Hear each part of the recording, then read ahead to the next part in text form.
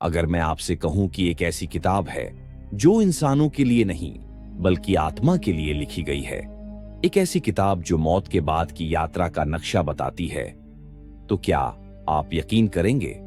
ये कोई कल्पना नहीं है। ऐसी किताब वास्तव में मौजूद है। हजारों साल पुरानी, मंदिरों की दीवारों में छुपी हुई, गुप्त मंत्रों में पढ़ी जाने वाली। इसे सिर्फ उन्हीं को दिखाया जाता था जो तैयार थे, जो सच जानने की हिम्मत रखते थे। हर सभ्यता ने एक सवाल से जूझा है, मरने के बाद क्या होता है?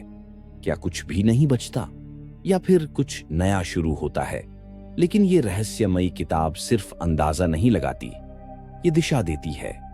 मिस्र से लेकर तिब्बत तक अलग अलग नामों और रूपों में ये किताब सामने आई है, पर हर बार इसका मकसद एक ही रहा, आत्मा को उस यात्रा के लिए तैयार करना जो शरीर छोड़ने के बाद शुरू होती है।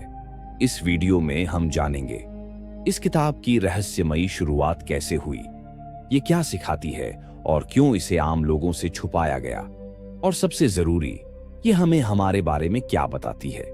अगर आपने कभी मृत्यु के बाद की सच्चाई को लेकर सवाल किया है, अगर आप डर से नहीं सच से जीना चाहते हैं, तो बने रहिए, क्योंकि जो आप अभी सुनने जा रहे हैं वो सिर्फ आपकी सोच नहीं, शायद आपकी पूरी जिंदगी बदल सकता है। सदियों पहले नील नदी की तपती रेतों में मिस्र के फिरौनों और महायाजकों की कब्रों के भीतर एक रहस्यमयी ग्रंथ छुपा था। इसका नाम था the Egyptian book of the dead, लेकिन इसका असली नाम और भी गहरा था, the book of coming fourth by day, यानी प्रकाश में पुनर्जन्म की पुस्तक। ये किताब शोक मनाने वालों के लिए नहीं थी, ये आत्मा के लिए लिखी गई थी, जिसे मिस्रवासी का कहते थे, ताकि वह मौत के बाद की दुनिया को समझ सके, उसका सामना कर सके। इन पपायरस के स्क्रॉल्स में सिर्फ प्रार्थनाएं नहीं थीं, ये एक पूरा मार्गदर्शन था, मंत्रों, नक्शों और निर्देशों से भरा हुआ, जिससे आत्मा जालों को पार कर सके, पहरेदारों को गुप्त संकेत बता सके और देवताओं के न्याय का सामना कर सके। मिस्रियों के लिए मृत्यु कोई अंत नहीं थी, वो तो एक नया जन्म थी। धरती पर जीवन सिर्फ एक परीक्षा था, तैयारी थी उस अगली दुनिया के लिए जिसे वे दुआट कहते थे, एक अदृश्य लोक जिसे साधारण आंखें नहीं देख सकती।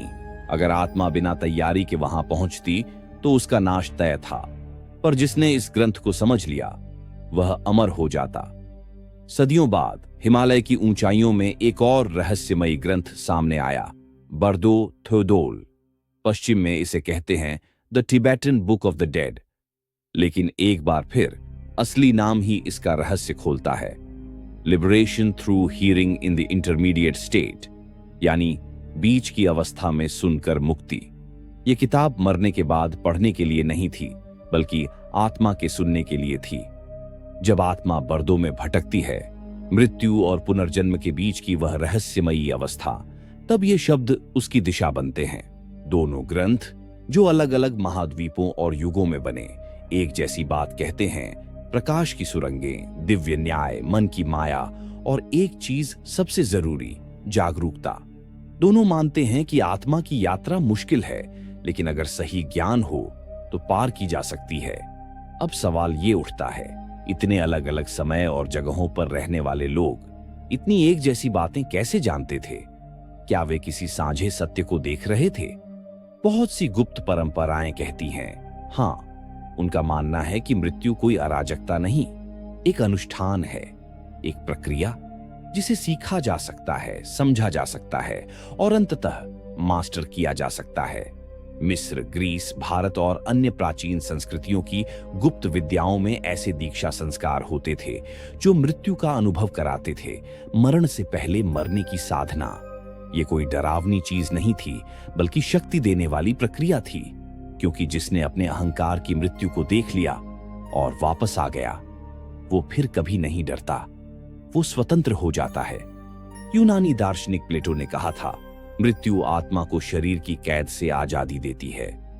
स्टोइक परंपरा में तो लोग हर दिन मृत्यु पर ध्यान करते थे, निराशा के लिए नहीं, स्पष्टता के लिए। और ग्नोस्टिक परंपरा कहती थी, ये दुनिया एक सपना है, एक परीक्षा है, एक स्कूल है आत्मा के वास्तविक स्रोत तक लौटने की। तो फिर ये ज्ञान छुपाया क्यों गया? क्योंकि ये खतरनाक था। अगर किसी समाज को नियंत्रित करना हो तो उसकी मृत्यु की समझ पर कब्जा करो। उसे सिखाओ कि मृत्यु अंत है तो वह डर में रहेगा, वह आदेश मानेगा। लेकिन अगर उसे दिखा दो कि मृत्यु सिर्फ एक दरवाजा है तो वह आजाद हो जाएगा। समय के साथ ये पवित्र ग्रंथ जला दिए गए, छुपा दिए गए या तोड़ मरोड़ कर पेश किए गए। गुप्त विद्यालय गायब हो गए, प्रतीक भूले गए और कई बार मजाक बन गए। लेकिन यह ज्ञान कभी मरा नहीं, वो तो गुप्त हो गया, प्रतीकों में छिप गया। साधकों ने उसे बचाकर रखा और आज भी वो फुसफुसा रहा है। आज के समय में जब मृत्यु को छुपाया जाता है, जब सबसे बड़े सवालों की जगह सिर्फ तफरीह बची है, ये किताब फिर से बुला रही है। सबको नहीं, सिर्फ उन्हें जो याद करने के लिए तैयार हैं। इस रहस्यमयी किताब की असली बात समझने से पहले हमें मृत्यु के बारे में अपनी सोच बदलनी होगी। हमें सिखाया गया है कि मृत्यु एक अंत है, बस सब खत्म। पर प्राचीन ग्रंथों में मृत्यु कोई दीवार नहीं है, वो तो एक रास्ता है। एक खाई में गिरना नहीं, बल्कि एक अवस्था से दूसरी अवस्था में प्रवेश करना है।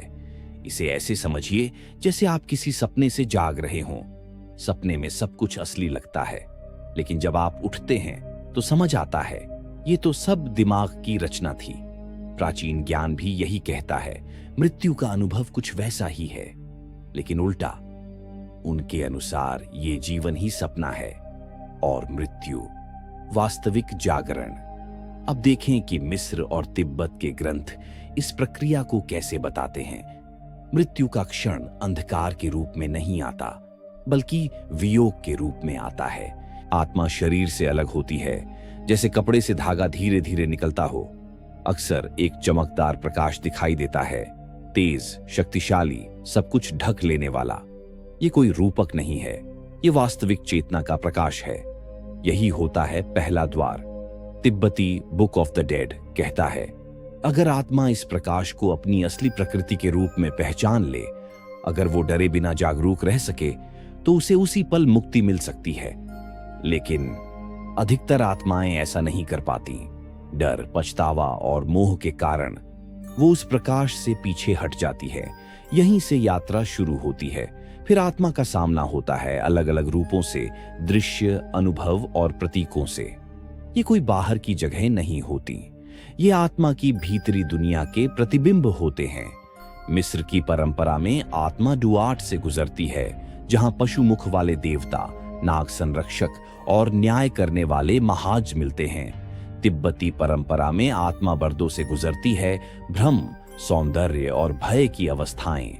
पर मूल बात यह है, ये सब प्राणी आत्मा से अलग नहीं हैं।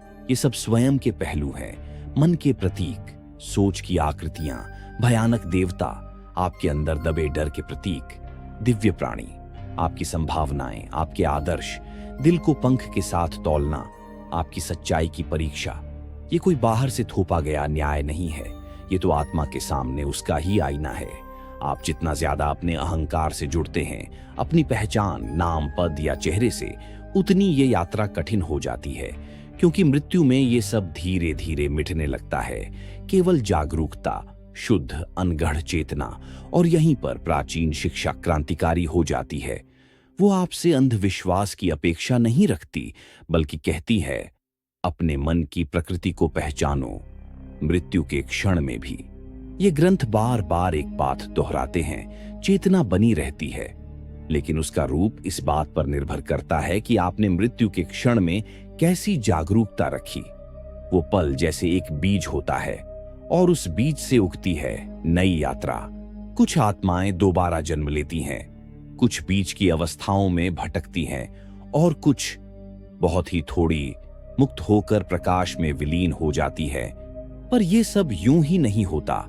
सब कुछ एक ही बात पर निर्भर करता है, जब आप शरीर छोड़ते हैं, उस पल की आपकी चेतना कितनी साफ है। और यही कारण है कि ये किताबें हैं, जीवितों को सांत्वना देने के लिए नहीं, बल्कि आत्मा को मृत्यु से पहले तैयार करने के लिए। क्योंकि जब पर्दा हटेगा और सब माया खत्म हो जाएगी, तब आपका इकलौता मार्गदर्शक आप स्वयं होंगे। अब हम मृत्यु के उस रहस्यमयी अनदेखे संसार में गहरी यात्रा पर निकलते हैं, जहां हर कदम को सावधानी से रखा जाना चाहिए, क्योंकि यह केवल समाप्ति नहीं है बल्कि एक नए अस्तित्व की शुरुआत है। जैसे ही आत्मा मृत्यु के बाद एक नई अवस्था में प्रवेश करती है, वह भ्रामक और डरावनी स्थितियों से गुजरती है।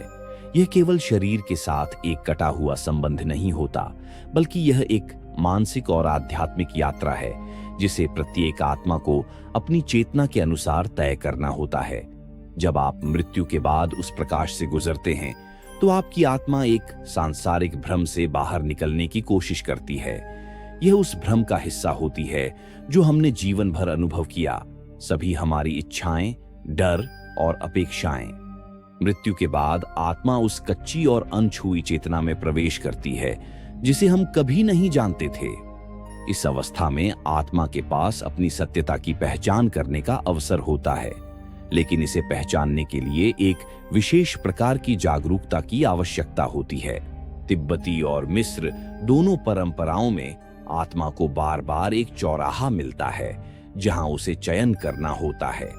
अगर वह इस शुद्ध उज्ज्वल प्रकाश को पहचानने में सक्षम होती है तो उसे तुरंत मुक्ति मिल सकती है, परंतु अगर वह अपने पुराने संलग्नताओं से घिरी रहती है, अग्नि, कंठ में खिंचाव या डर से भरी हुई, तो वह माया के अन्य रूपों में खो जाती है। मिस्र के दुआत और तिब्बत के बर्दों की यात्रा में आत्मा को विभिन्न चालें और परखने वाले दृश्य मिलते हैं। ये दृश्य आत्मा की अपनी मानसिक स्थिति, अतीत के कर्म और वर्तमान में क्या सीखा है को दर्शाते हैं। इस प्रकार मृत्यु से पहले किए गए कार्यों और जीवन के अनुभवों का आत्मा के भविष्य पर गहरा असर होता है। उदाहरण के तौर पर मिस्र की परंपरा में आत्मा को एक ऐसी आधिकारिक जांच से गुजरना होता है जहां उसका दिल एक पंख से तुला जाता है। इस परीक्षण का मतलब यह है कि आत्मा को अपने कार्यों, अपनी सत्यता और खुद की सच्चाई को जानने की आवश्यकता है। तिब्बती ग्रंथों में इसे स्नान या पुनर्निर्माण के रूप में देखा जाता है, जहां आत्मा को अपनी पुरानी पहचान को छोड़कर अपने आत्मिक सत्य के साथ जुड़ना होता है। यहाँ पर एक और महत्वपूर्ण बात यह है कि मृत्यु के इस अनुभव में कोई बाहरी भगवान या ईश्वर नहीं होता जो निर्णय ले। यह पूरी प्रक्रिया आत्मा के भीतर छुपी सच्चाई को उजागर करने के लिए है। यह शुद्धत आत्मा की यात्रा है, एक आंतरिक यात्रा जहां बाहरी दुनिया का कोई प्रभाव नहीं होता। यदि आत्मा इस स्थिति में स्थिर और जागरूक हो तो उसे अपने वास्तविक रूप से अवगत होने का अवसर मिलता है, यहां तक कि वह अपनी मृत देह को भी देख सकती है और अपने अहंकार से बाहर आ सकती है। यही वह स्थिति है जो आत्मा को मुक्ति की ओर ले जाती है। अब जैसा कि हमने पहले देखा, यह यात्रा किसी संयोग या भाग्य पर आधारित नहीं है। इसे पूरी तरह से जागरूकता पर निर्भर किया जाता है। वह आंतरिक शांति और मन की स्थिति जो मृत्यु के क्षण में आपके साथ होती है, वही तय करती है कि आपकी यात्रा कैसी होगी। यदि उस समय आपका मन शांत और सच्चा है तो आप वह अद्वितीय प्रकाश पहचान सकते हैं जो आपको उस अदृश्य संसार से पार कराता है। लेकिन फिर भी बहुत कम लोग इसे समझ पाते हैं। अधिकतर अपनी मनोवैज्ञानिक अवस्थाओं, अपने अतीत के शोक और अपने सांसारिक संलग्नताओं के कारण इस प्रक्रिया में उलझ जाते हैं, और यही कारण है कि ये ग्रंथ हमारे सामने आते हैं। वे हमसे यह कहते हैं, मृत्यु से पहले खुद को तैयार करो, क्योंकि उस अंतिम यात्रा में जब सब कुछ खत्म हो जाता है, आप ही अपने मार्गदर्शक होते हैं। तो सवाल ये है, हम खुद को उस चीज के लिए कैसे तैयार करें जिसे हमेशा टालने, डरने या नजरअंदाज करने को कहा गया है? उत्तर डरावना नहीं है, यह उत्तर मुक्ति देने वाला है। यह रहस्यमयी किताब हमसे यह नहीं कहती कि हम मृत्यु को लेकर भयभीत हो जाएं, बल्कि कहती है, जागने की तैयारी करो। ऐसा जीवन जियो जो मृत्यु को अंत नहीं बल्कि एक शांत और सजग यात्रा बना दे। तो शुरुआत कैसे करें? 1, हर दिन वर्तमान में जीने की साधना करें। इन प्राचीन ग्रंथों में बार बार कहा गया है, जागरूकता ही सब कुछ है। मृत्यु के क्षण में आत्मा की स्पष्टता तय करती है, वो प्रकाश में विलीन होगी या भ्रम में उलझ जाएगी। तो जब भी आप पूरी उपस्थिति के साथ बिना निर्णय किए इस पल में जीते हैं, आप आत्मा की तैयारी कर रहे होते हैं। छोटी शुरुआत करें, सांस पर ध्यान दें, अपने विचारों को देखें बिना उन्हें पकड़ने या भागने के। खाते समय बस खाएं, चलते समय सिर्फ चलें। अपने जीवन को ही ध्यान बना लें, क्योंकि जीवन में उपस्थिति मृत्यु में मुक्ति बन जाती है। 2. स्वप्न अवस्था के साथ कार्य करें। स्वप्न और बर्दो, मृत्यु के बाद की अवस्थाएं, आपस में गहराई से जुड़ी हुई हैं। सजग स्वप्न, लूसिड ड्रीमिंग, कोई अजीब बात नहीं, ये एक साधना है। अगर आप सपने में जागरूक हो सकते हैं तो मृत्यु के बाद भी हो सकते हैं। एक सपना डायरी रखें। दिन भर में खुद से पूछते रहें, क्या मैं सपना देख रहा हूं? यह अभ्यास धीरे धीरे आपकी नींद में उतरने लगेगा। और फिर बर्दों में भी। 3. अपने छाया पक्ष का सामना करें। बर्दों में जो भी अधूरा है वो लौटता है। डर, अपराध बोध, पछतावा, इनका सामना मृत्यु पर मत छोड़िए। जर्नलिंग करें, छाया कार्य करें, अपने भीतर के बच्चे को समझें। ये सब मनोवैज्ञानिक उपाय नहीं हैं, ये आध्यात्मिक कवच हैं। जितना आप जीवन में खुद को समेटते हैं उतने ही कम दुश्मन आपको मृत्यु में मिलते हैं। और अगर मिलते भी हैं तो आप जानेंगे वो आप ही हैं और उन्हें बदला जा सकता है। 4. मोह के साथ करुणा से दूरी बनाएं। बुक ऑफ द डेड कहता है, मोह आत्मा को बांध देता है। नाम, वस्तुएं, रिश्ते, इनसे चिपकाव दिल को भारी कर देता है। इसका मतलब यह नहीं कि आप ठंडे या भावहीन बन जाएं, बल्कि ये सिखाता है पकड़ के बिना प्यार करना, अपेक्षा के बिना जुड़ना। नॉन अटैचमेंट कोई दूरी नहीं है, बल्कि शुद्धता है। जब आपको लगने लगे कि आप किसी चीज से चिपक रहे हैं, रुकिए और पूछिए, क्या मैं इससे पूरी तरह प्रेम कर सकता हूं और फिर भी इसे जाने दे सकता हूं? यही है मुक्ति। 5. प्रकाश को याद रखें। मिस्र और तिब्बत दोनों ग्रंथ एक दिव्य प्रकाश का जिक्र करते हैं, जो आत्मा की असली प्रकृति है।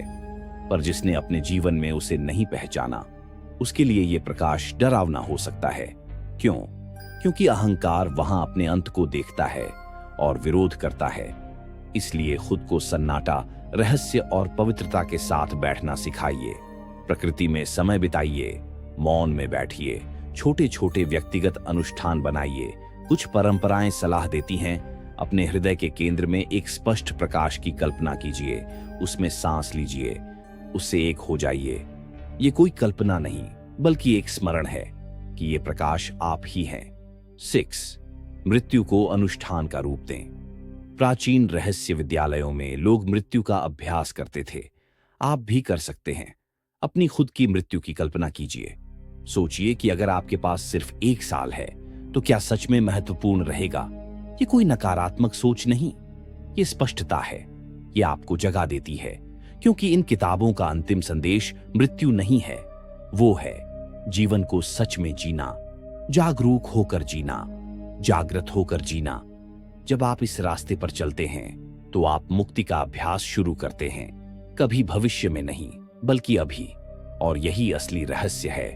जितना आप मृत्यु के लिए तैयार होते हैं उतना ही आप जीवन को पूरा जी पाते हैं। डर मिटने लगता है, दृष्टि स्पष्ट हो जाती है और सच्चा आनंद भीतर से उठता है, क्योंकि आपसे कुछ भी छीना नहीं जा सकता। जो असली है वो कभी खो नहीं सकता। आप उसी प्रकाश के अंश हैं जिससे आप एक होना चाहते हैं। ये शिक्षाएं बस आपको याद दिलाने आई हैं। तो अब आप जान चुके हैं, एक ऐसी रहस्यमयी किताब है जो सदियों से सभ्यताओं के बीच फुसफुसाई जाती रही, कब्रों और मठों में छुपी रही, और जो साहस करती है ये बताने का मृत्यु के बाद क्या होता है। लेकिन उसका सबसे बड़ा रहस्य वो कभी सिर्फ मृत्यु के बारे में थी ही नहीं। वो एक दर्पण है, एक नक्शा है, एक संदेश है। और वो संदेश है, मृत्यु जीवन का विरोध नहीं है, वो जीवन का ही हिस्सा है। एक क्रम, एक यात्रा, चेतना का रूपांतरण, अंत नहीं बल्कि प्रकट होने की प्रक्रिया। मिस्र के दीक्षित, तिब्बती लामाएं, गुप्त ज्ञान के साधक सभी इस सत्य को जानते थे।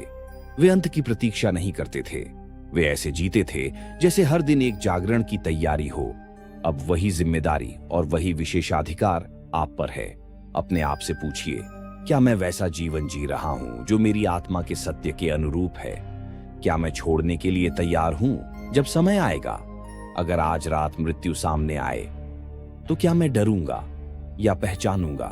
ये सवाल डराने के लिए नहीं है, ये स्मरण कराने के निमंत्रण है कि आप वास्तव में कौन हैं। कोई नाम नहीं, कोई शरीर नहीं, कोई कहानी नहीं, बल्कि एक जागरूकता, प्रकाशमान, निराकार, मुक्त। और यही बात ये किताब, ये पवित्र ग्रंथ उन लोगों से हमेशा कहती आई है जो सुनने को तैयार थे। जो मरता है वो आप नहीं है, जो बचा रहता है वही आप हैं। तो आगे बढ़िए, डर के साथ नहीं बल्कि स्मृति के साथ। और अगर इस वीडियो ने आपके भीतर कुछ जगाया है, अगर आपको भीतर से कुछ पहचाना या महसूस हुआ है, तो इसे एक संकेत समझिए। आप अब और गहराई में जाने के लिए तैयार हैं, क्योंकि हम केवल मृत्यु की बात नहीं कर रहे, हम जीवन को पुनः प्राप्त कर रहे हैं, पूरी तरह जागरूक होकर, निडर होकर। और ये यात्रा अभी बस शुरू ही हुई है।